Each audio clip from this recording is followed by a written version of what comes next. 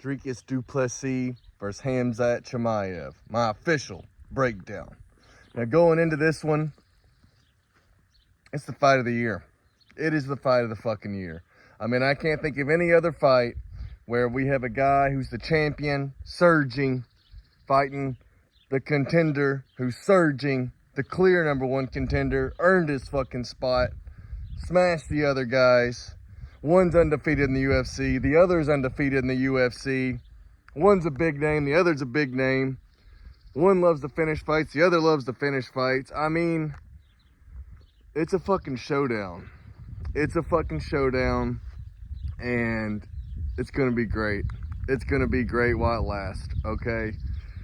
There's no way you put Khamzat Chimaev and Dricus Du Plessis in there and get a boring fight. I mean, this is gonna be fireworks, and get your popcorn ready, because this one, it could go quick, or it could, you know, be a fucking war, you know.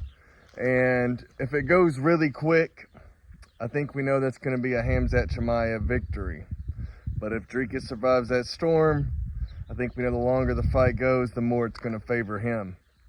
Now going into the breakdown, it's this classic striker versus grappler. You know, yeah, DDP, he's very well-rounded, and yeah, he taps motherfuckers out, and yeah, he can take people down.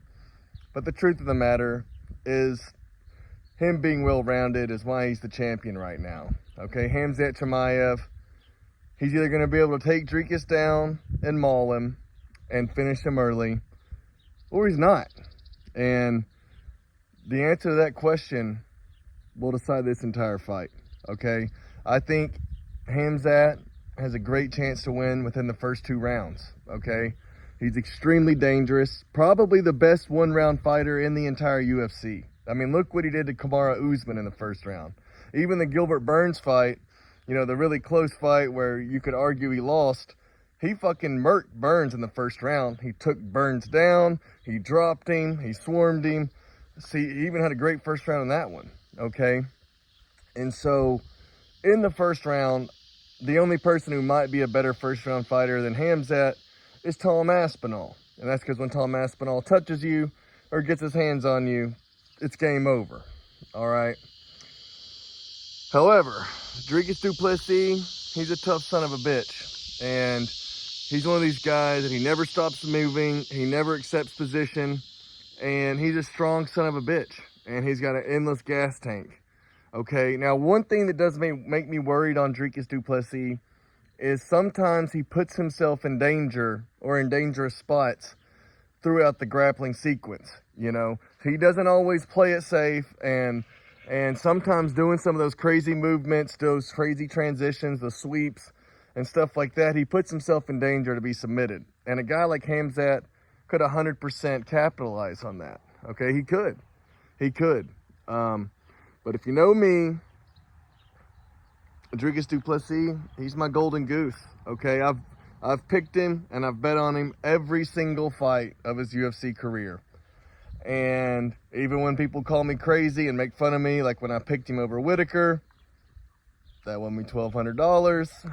And so, yeah, ever since the Whitaker fight, when he won me all that money, I have fucking loved the guy. I mean, I liked him before, but when someone wins you that much money, and then they keep winning you that money, you're going to be a big fan of him, all right? And he's a super exciting fighter and just a cool guy in general. You know, the way he makes these grown men cry and get in their feelings is hilarious to me, especially with Izzy. What a fucking pussy. And he kind of exposed Sean Strickland for being a fragile little individual as well. Now, the press conference is going to be interesting because Khamzat, he's a very emotional guy, very high-strung. And then Dricus is that classic 80s villain where he's just so smug and so sure of himself and just such a cocky dickhead that it just really rattles these fucking losers. And so I think that even that's going to be fun, okay? However, in the fight itself, all right, here's what I expect to happen, okay? I think Khamzat's going to come out. They're gonna stand for a minute, and then he's gonna realize, I don't like this, and he's gonna shoot his takedown.